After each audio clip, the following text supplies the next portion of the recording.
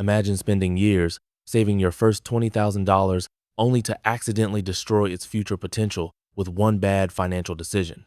And most people do exactly that, because the moment Americans finally save a decent amount of money, they feel pressure to upgrade their life. Better car, bigger apartment, luxury vacation, expensive purchases they delayed for years. And emotionally, it feels deserved. I worked hard for this. But here's the problem. Your first $20,000 is not just money. It's financial momentum. And if you use it the wrong way, you can quietly reset years of progress overnight. Today, we're breaking down the biggest mistake people make after saving their first $20,000, why this stage is financially dangerous, and what wealthy people often do differently instead. Because the decisions made at this level can determine whether someone stays middle class forever or begins building real wealth.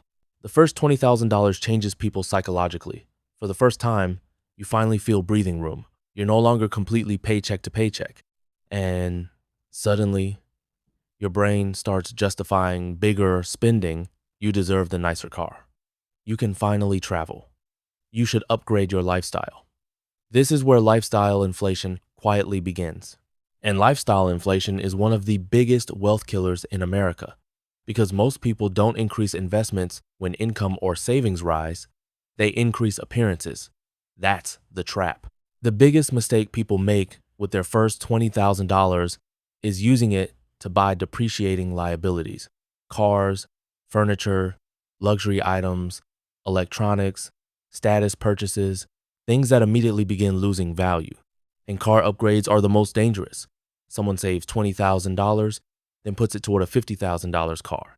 Suddenly, monthly payments return, insurance increases, maintenance increases, and just like that, financial freedom disappears again. This is how people stay trapped. They convert savings into liabilities instead of assets. Wealthy people usually do the opposite. Wealthy people understand something powerful. The first chunk of capital matters disproportionately because invested money creates momentum. Let's say someone invests $20,000 into low-cost index funds and leaves it untouched for 30 years at around 8% annual growth. Without adding another dollar, that alone could grow into over $200,000. Now imagine continuing to contribute consistently on top of that. That's where wealth starts accelerating. The goal is not simply to save money. The goal is to own assets that compound, because compounding transforms small amounts into large amounts over time. Now, some people hear investing advice and make another dangerous mistake. They invest everything. That's risky too, because one emergency can force someone back into debt immediately. Car repairs, medical bills, job loss.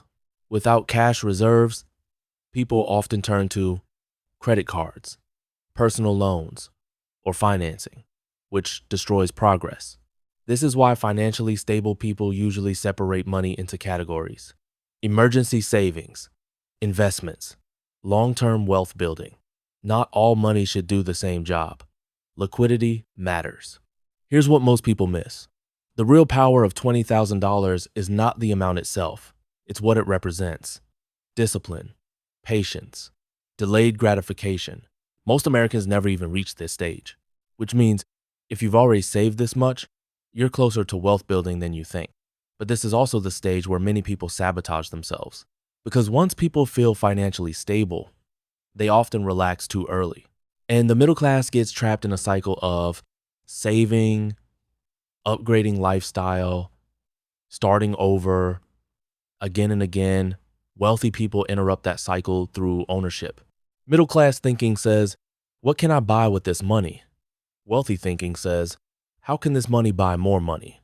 That single question changes financial behavior dramatically, because assets create future income, liabilities create future expenses, and every financial decision either increases freedom or delays it. So, what should you do if you save your first $20,000? Protect it. Use it strategically. Avoid emotional spending. Build investments. Maintain emergency reserves. And most importantly, don't confuse temporary comfort with long-term wealth. Because your first $20,000 is not the finish line, it's the foundation. And the people who build wealth successfully usually treat early savings like seeds, not spending money. If you enjoyed this breakdown on wealth psychology and financial freedom, subscribe for more deep dives. And remember, small money spent carelessly disappears. Small money invested consistently changes lives.